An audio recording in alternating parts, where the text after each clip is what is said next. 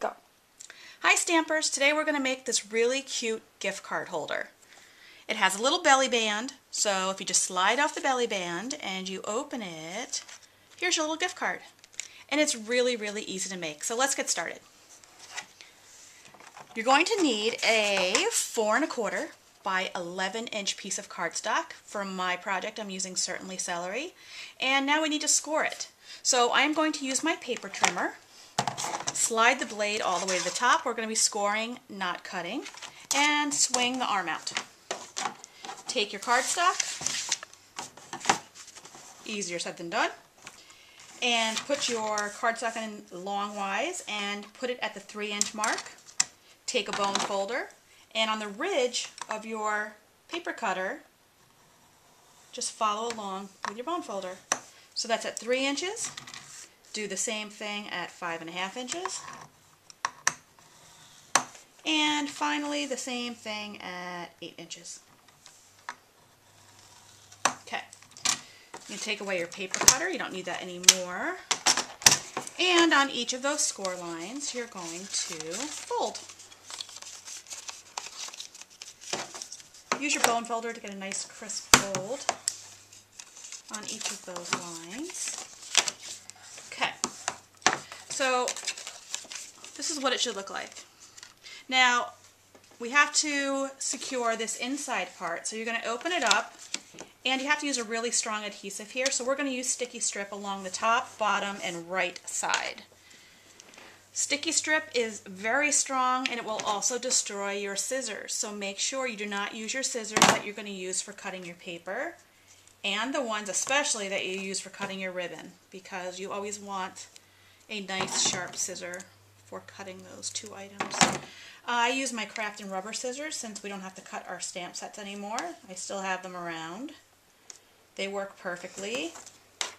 Or you could also use the scissors from your kids when they were in elementary school. The little Fisker scissors, they are actually awesome for sticky strip. So along your 3 edges, remove the red tape. Sometimes it's a little hard to do that.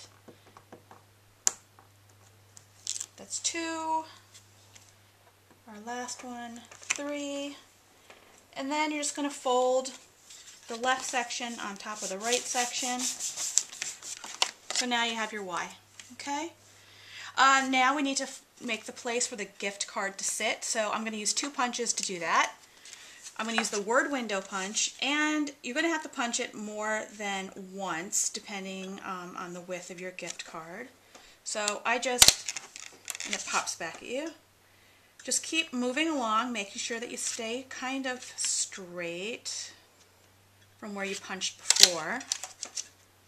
And then you're going to take a circle punch. I use the 1 1/4. And I'm just going to go partially in the center of that ridge and make a little tab. There you go. This is where your gift card's going to sit. Alright, now let's decorate the front. This gift card holder measures 3 inches by 4 1/4 inches. I'm going to go in 1/4 of an inch smaller on each side. So that makes it 2 3/4 by 4.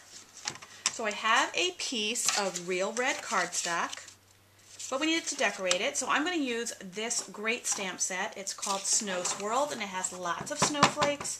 Snowflakes are my favorite because they're great for both the holiday and just winter occasions. So I'm going to use the medium and the small snowflakes and stamp all over.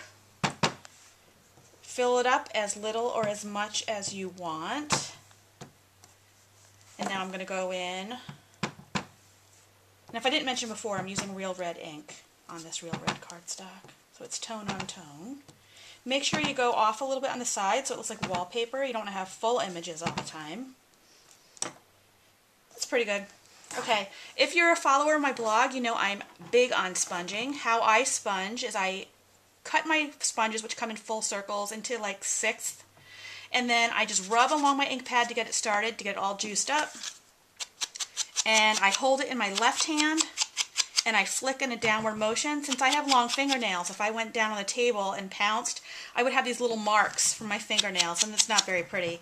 So I like holding my items up in the air, and I flick in a quick downward motion and just pounce on the ink pad whenever I need to add more ink to my sponge. Okay, so you get the idea.